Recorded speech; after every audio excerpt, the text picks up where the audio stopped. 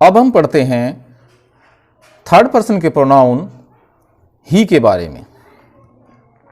ही के भी 5 रूप होते हैं, ही, हिम, हिज, हिज और हिमसेल्फ। एक पुरुष के लिए यदि कोई पुरुष हो तो उसके लिए क्या यूज करते हैं हम प्रोनाउन? वह, और वह की अंग्रेजी होती है ही। वह अच्छा लड़का है, he is a good boy. इसको हम कहते हैं सब्जेक्टिव प्रोनाउन, क्योंकि यहां पर ही का प्रयोग सब्जेक्ट के स्थान पर किया गया है। उसे या उसको, इसकी अंग्रेजी होती है हिम। राम उसे पढ़ाता है, राम उसे पढ़ाता है, राम टीचेज हिम। इसको हम कहते हैं ऑब्जेक्टिव प्रोनाउन, क्योंकि यहां पर हिम का प्रयोग ऑब्जेक्ट के स्थान पर किया गया है। अधिकार के लिए उसका, उसकी, उसके और उसके साथ में जुड़ा हो कोई भी नाउन, जैसे उसका बल्ला, उसकी किताब, उसके खिलौने, तो उसकी अंग्रेजी हम लगाएंगे हिज। और इसको हम कहते हैं पॉसेसिव एडजेक्टिव।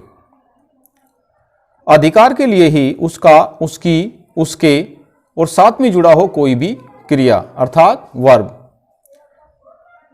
जैसे उसका है, उसकी है, उसके हैं,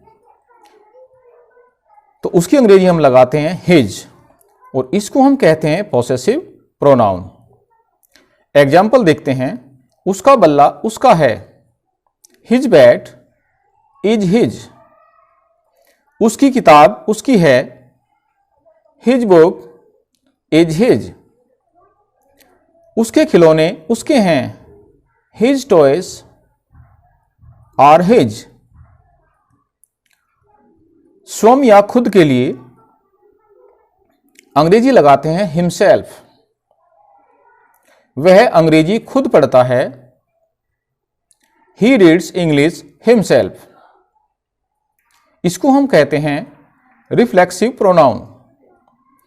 वह खुद अंग्रेजी पढ़ता है, इस पर दबाव देकर बोला गया है, वह खुद अंग्रेजी पढ़ता है, ही हिमसेल्फ रीड्स इंग्लिश। तो ज्यादा दबाव के कारण इसको हम कहते हैं एम्फेटिक प्रोनाउन। आई होप ये पॉइंट आपकी समझ में आया होगा, तो ध्यान से पढ़िए। Thanks for watching, bye.